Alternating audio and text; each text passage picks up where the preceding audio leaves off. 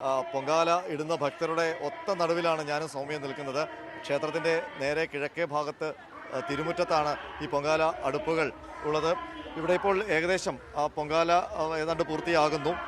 കൂടുതൽ വിഭവങ്ങൾ ദേവിക്ക് സമർപ്പിക്കേണ്ടവർ അത് തയ്യാറാക്കിക്കൊണ്ടിരിക്കുകയാണ്. ഒറ്റ പൊങ്കാലയുള്ളവരുടെയൊക്കെ ഏകദേശം പൊങ്കാല ഇട്ട് കഴിഞ്ഞു. ഇനിയിപ്പോൾ ഇവിടെ കുറച്ച് ഇവിടുത്തെ തിരുവനന്തപുരത്തെ പ്രധാനപ്പെട്ട ആൾക്കാർ പൊങ്കാല ഇടുന്ന ഒരു സ്ഥലം കൂടിയാണ് ക്ഷേത്രത്തിൽ. ഇവിടെ നമുക്ക് ദൃശ്യങ്ങളിൽ കാണാം. തിരുവനന്തപുരം ജില്ലാ കളക്ടർ അനുകുമാരി പൊങ്കാല ഇടുന്ന ദൃശ്യങ്ങളാണ് ഈ കാണുന്നത്. ഒരുപക്ഷെ സൗമ്യ പോയാൽ കളക്ടർ ഒന്ന് പ്രതികരിച്ചേക്കും, അല്ലെങ്കിൽ ഈ പൊങ്കാല ഇട്ടതിൻ്റെ അനുഭവം ഒരു പക്ഷേ കളക്ടർ ഒന്ന് പങ്കുവെക്കും. തീർച്ചയായും.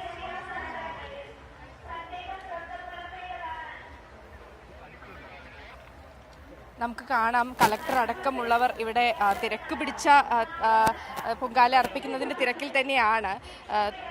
ഈ സമയത്ത് പ്രതികരിക്കുമോ എന്ന് ചോദിച്ചു നോക്കാം. മാം, വൺ സെക്കൻഡ്. ഈ ചൂടും പുകയും അത്ര എളുപ്പമല്ല എന്ന് മനസ്സിലാവുന്നുണ്ട്. House your experience? See, it's a very spiritual thing, and I look at it very spiritually only, and matter of faith. So I'm very much liking it. My first experience. വളരെ നല്ലതാണ്. തീർച്ചയായും കുറച്ച് ഇത് പുകയൊക്കെ ഉണ്ട്, and heat is there. It should be there, right? It should be there. Yeah, ഭക്തജനങ്ങൾക്ക് കുറച്ച് കഷ്ടം കൂടി വേണം പ്രത്യേകം മാതാവിൻ്റെ അനുഗ്രഹം ആസ്വദിക്കുന്നതിന്. How do you feel? Have you ever gone to such a festival where these many women assemble together and do their things like offer to God? Absolutely not. എനിക്ക് തോന്നുന്നു നമ്മുടെ ഈ മൊത്തത്തിൽ കൺട്രിയിൽ തന്നെ ഇത് ഒരു ഏറ്റവും യുണീക്കുള്ള ഫെസ്റ്റിവൽ ആയിരിക്കും.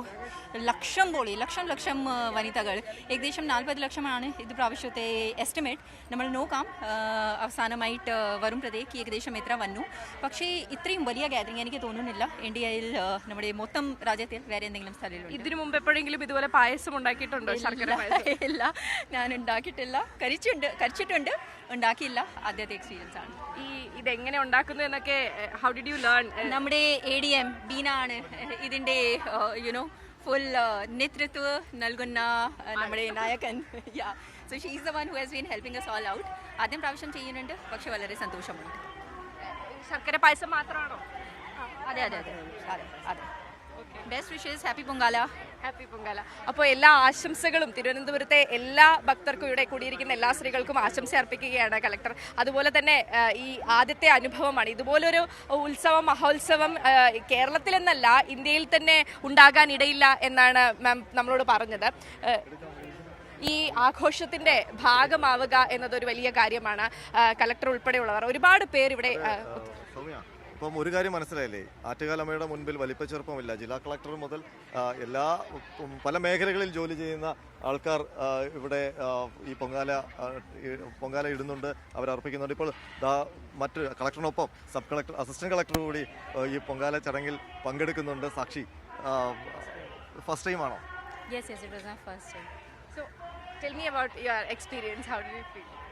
I read about like Attugal Pongala, and I was really curious to see this. So it's my first time. It's a very heartfelt experience to see all the women coming together and celebrate this festival.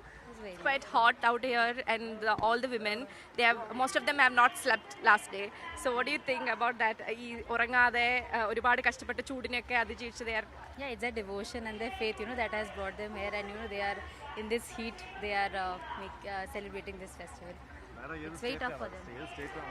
I am from Uttar Pradesh.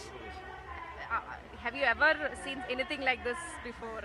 No, I've never seen like this anything. That's why I wanted to experience it. ഈ ഒരു അനുഭവം തന്നെയാണ് എല്ലാവർക്കും അറിയേണ്ടിയിരുന്നത്. ഈ മുൻപൊരിക്കലും ഇതുപോലെ ഒന്ന് കണ്ടിട്ടില്ല. നമ്മുടെ ഇവിടെ മറ്റ് സ്റ്റേറ്റുകളിൽ നിന്ന് വരുന്ന ഉദ്യോഗസ്ഥർ, സിവിൽ സർവീസ് കഴിഞ്ഞ് വരുന്ന IAS കാരുണ്ട്, IPS കാരുണ്ട്. മറ്റ് സ്റ്റേറ്റിൽ ഇപ്പം ബെഹ്റ സാറിൻ്റെ മുൻ DGP ലോക്നാഥ് ബെഹ്റയുടെ പത്നിയാണ് ഇപ്പോൾ ഇവിടെ ഉള്ളത്. മാഡം, ഇത് ആദ്യത്തെ തവണയാണോ അതോ? ഇല്ല, this is my 9th time. നേരത്തെ ഞാൻ ചെയ്തിട്ടുണ്ടോ? എങ്ങനെയുണ്ട് ഇവിടെ വന്ന്? എന്തുകൊണ്ടാണ് തുടർച്ചയായിട്ട് ഇങ്ങനെ പൊങ്കാലയിടാനൊരു പ്രചോദനം? അത് പറയാൻ പറ്റത്തില്ല. അതൊരു ഫീലിംഗ് അല്ലേ, ഇവിടെ ഒരു വേറെ വൈബാണ്. സോ അത് ഞങ്ങൾ ആക്ച്വലി എറണാകുളമിൽ താമസിക്കുന്നത്. പക്ഷേ എറണാകുളമിൽ ഇന്നലെ വന്നിട്ട് എനിക്ക് തോന്നി ഇവിടെ വന്നിട്ട് ഞാൻ ചെയ്യാം. സോ അതുകൊണ്ട് ഞാൻ റിക്വസ്റ്റ് ചെയ്തിട്ട് ഒരു സ്ഥലം ഇവിടെ ഇത് ചെയ്തിട്ട് ഞാൻ വന്നു. വേറെ ഒരു ഫീലിംഗ് ആണ്, അപ്പം അത് പറയാൻ പറ്റത്തില്ല. അങ്ങനെയാണ് ഒരു ഒരു അല്ലേ ഇവരെ സാറിനെ സഹായിക്കുകയാണ്. അങ്ങനെ ഒരു പ്രത്യേക ഒരു ഒരു ഒരു അനുഭൂതിയാണ്.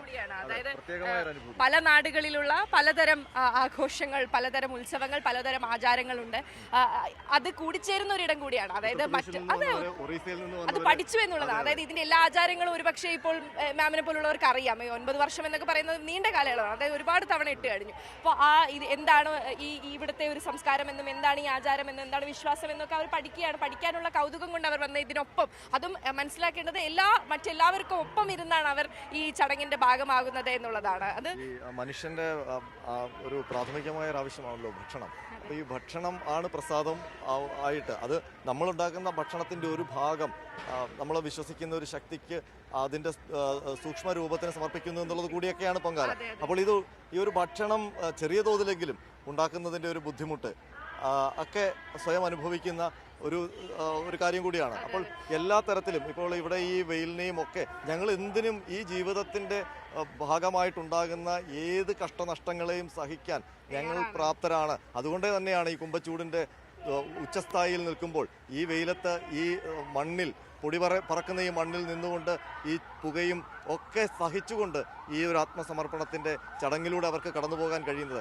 അത് ശാരീരികമായി അനുഭവിച്ചുകൊണ്ട് കൂടിയാണ് മാനസികമായ ഒരു കരുത്തുമായിട്ട് ഇവിടെ നിന്ന് മടങ്ങുന്നത്. ഇനിയിപ്പോൾ 1:15 ഈ നിവേദ്യം അമ്മയ്ക്ക് അർപ്പിച്ച് കഴിഞ്ഞാൽ പിന്നൊരു കാഴ്ചയുണ്ട്. ഇവിടെ നിന്ന് തലച്ചുമടുകളുമേന്തി ബസ് സ്റ്റാൻഡുകളിലേക്കും റെയിൽവേ സ്റ്റേഷനിലേക്കും ഒക്കെ പോകുന്ന സ്ത്രീ ഭക്തരുടെ ഒരു കാഴ്ച. അവരെ കാത്തൊരു കുടുംബം അവിടെ ഇരിപ്പുണ്ടെന്ന് മനസ്സിലാക്കണം. അതായത് അവരെ ഈ കുടുംബത്തിലെ കുട്ടികളുണ്ടാവും, മുതിർന്നവരുണ്ടാവും, അവരെയൊക്കെ പരിപാലിക്കേണ്ടതുണ്ട്. അവർക്കൊക്കെ ഇതൊരു ഉത്തരവാദിത്തമാണ്.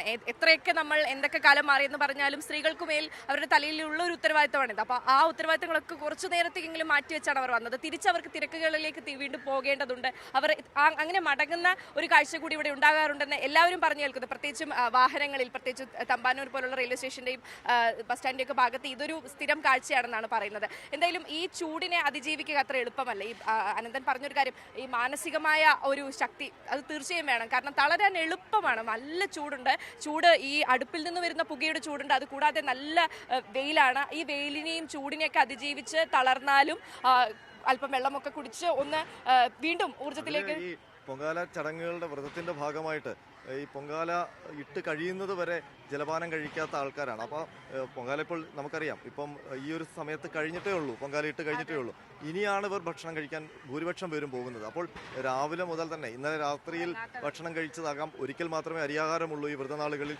അപ്പോൾ ഇന്ന് പുലർച്ചെ മുതൽ അവർ ഒരു തുള്ളി വെള്ളം പോലും കുടിക്കാതെ ഈ പൊങ്കാല അർപ്പിക്കുന്നവരുണ്ട്. അപ്പോൾ ആ പൊങ്കാല ഇട്ട ശേഷമാണ് അവർ പലപ്പോഴും ഭക്ഷണം കഴിക്കാനായിട്ട് പോകുന്നത്. ഇപ്പോൾ കുറേ പേർ ക്ഷേത്ര ദർശനത്തിന് വേണ്ടി, ഇപ്പോൾ ക്ഷേത്രത്തിൽ വീണ്ടും ദർശനം ആരംഭിച്ചിട്ടുണ്ട്. അപ്പോൾ ദർശനത്തിന് വേണ്ടി പോകുന്നവരുണ്ട്. ഏതായാലും 10 ദിവസം നീളുന്ന ഒരു ഉത്സവം, അതിൽ 9-ാം ദിവസം മഹോത്സവമായി മാറുന്നു. അത് പൊങ്കാല മഹോത്സവം. എല്ലാ ക്ഷേത്രങ്ങളിലും, തിരുവിതാംകൂറിലെ ഒരുവിധം ദേവീക്ഷേത്രങ്ങളിലൊക്കെ 10 ദിവസത്തെ ഉത്സവമുണ്ട്. അതിൽ 9-ാം നാൾ പൊങ്കാലയുണ്ട്. പക്ഷേ അതിനുമപ്പുറം ആ ക്ഷേത്രങ്ങളിലൊക്കെ പൊങ്കാലയേക്കാൾ കേമമായി നടക്കുന്നത് അവസാനത്തെ ആറാട്ടുത്സവമാകും, കെട്ടുകാഴ്ച ഉത്സവമാകും. പക്ഷേ ആറ്റുകാലിൽ അതിൽ ആറാട്ടിനേക്കാളും ഒക്കെ, അല്ലെങ്കിൽ 10-ാം ഉത്സവത്തെക്കാട്ടും ഒക്കെ ഏറ്റവും പ്രാധാന്യം ഈ പൊങ്കാല ഉത്സവം തന്നെയാണ്. ഇത് കാലാകാലങ്ങളിലായുള്ളതാണ്. ഇതിങ്ങനെ ആകർഷിച്ചുകൊണ്ടേയിരിക്കും.